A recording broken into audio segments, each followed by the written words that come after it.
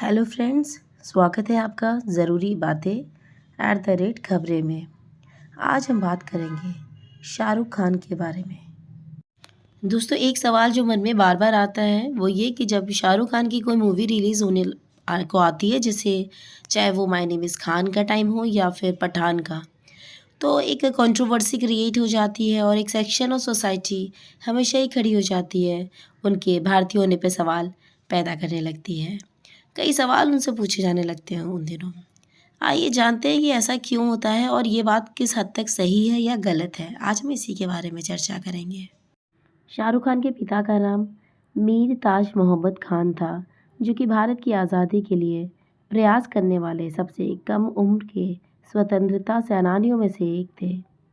यही रीज़न है कि शाहरुख खान के अंदर देशभक्ति की भावना या फ्रीडम का क्या इम्पोर्टेंस होता है, उनको छोटे से ही ये बात पता है। जब वे 15 साल के थे तब उन्होंने अपने पिता को खो दिया और जब 26 साल की उम्र के थे तब अपनी माँ को। एक्टिंग में उनका बहुत ही पैशन रहा था, लेकिन अपने माँ बाप को खोने का दर्द भूलने के लिए उन्होंने एक्टिंग को अपना नशा बना लिया। मीडिया वाले उन्हें बहुत बड़ा बिजनेसमैन कहते हैं, क्योंकि वो एक्टिंग के साथ काफ़ी कुछ बाहर के कामों में भी लगे रहते हैं। लेकिन दोस्तों, वो बिजनेसमैन से भी ज़्यादा अगर कुछ है तो वो एक फिलैंथ्रोपिस्ट है। वे बहुत ही समाज के कल्याण का काम भी करते हैं। ये और बात है कि बहुत सारी बातें आम जनता तक नहीं पहुंच पाती है और यही रीज़न है इस वीडियो को बनाने का। दोस्तों, क्या आपको पता है कि 2009 में सोलर एनर्जी प्रोजेक्ट में उन्होंने बहुत सारा मनी इन्वेस्ट किया था और ओडिशा के 7 गांवों को रोशनी देने में सहायता की थी। इस वजह से 270 यानी 270 फैमिलीज़ को लाभ मिला था। आज़ादी के 61 साल बाद ओडिशा के गांव में रहने वाले को पहली बार ऐसा हुआ था कि बिजली मिल पाई थी, और in all credit goes to Shahrukh Khan. 2013 में शाहरुख खान ने अपने पिता की याद में मीर फाउंडेशन की स्थापना की थी।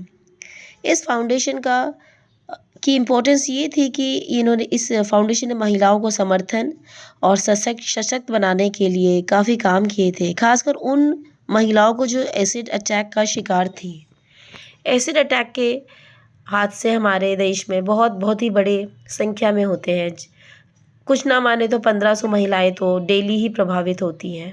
तो इस तरह की महिलाओं के लिए इनकम जनरेट करना, उनको लीगल हेल्प दिलवाना, ये भी एक खुद में बहुत बड़ी समस्या है, जो कहीं ना कहीं हमारा कानून इसमें फेल है। तो शाहरुख खान ने इसमें भी काम किया है। दोस्तों, 2013 में जब उत्तराखंड में बाढ़ आया था तब शायद किसी को पता भी नहीं होगा, लेकिन SRK ने बहुत बड़ी अमाउंट दी थी उस समय भी, कुछ 33 लाख के करीब। 2015 में चेन्नई बाढ़ हुआ तब उन्होंने 1 करोड़ का डोनेशन दिया था। जब केरला में कई बाढ़ पीड़ित के लिए सरकारी सुरक्षा पहुंचने में देरी हो रही थी, तब शाहरुख खान द्वारा स्थापित किया हुआ मीर फाउंडेशन ने 12 लाख उस समय मुसीबत के समय दिया था। उन्हें डॉक्टरेट ऑफ लेटर्स की मानद उपाधि से भी सम्मानित किया जा चुका है इन सब कामों के लिए, और क्रिस्टल अवार्ड से भी।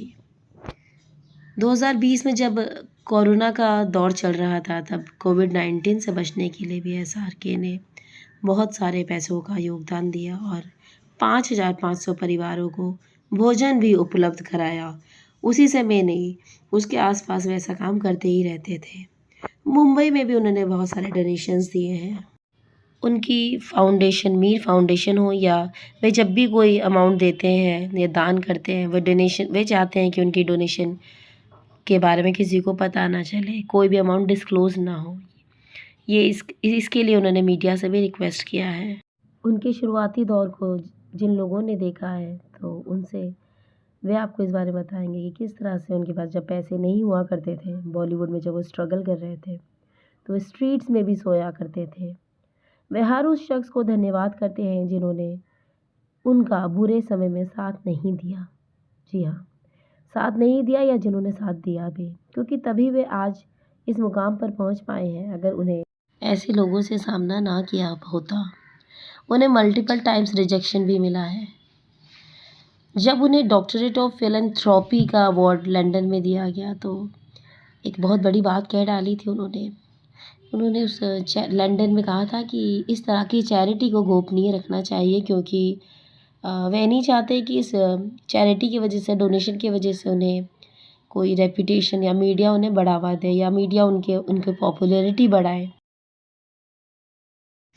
वे अपने आप को किंग ऑफ बॉलीवुड ज़रूर कहलाना चाहते हैं, लेकिन अपने एक्टिंग के दम पे, अपने जो ग्राफ उन्होंने तय किया है ज़ीरो से हीरो का, ना कि अपनी चैरिटी और इन सब चीज़ों की वजह से।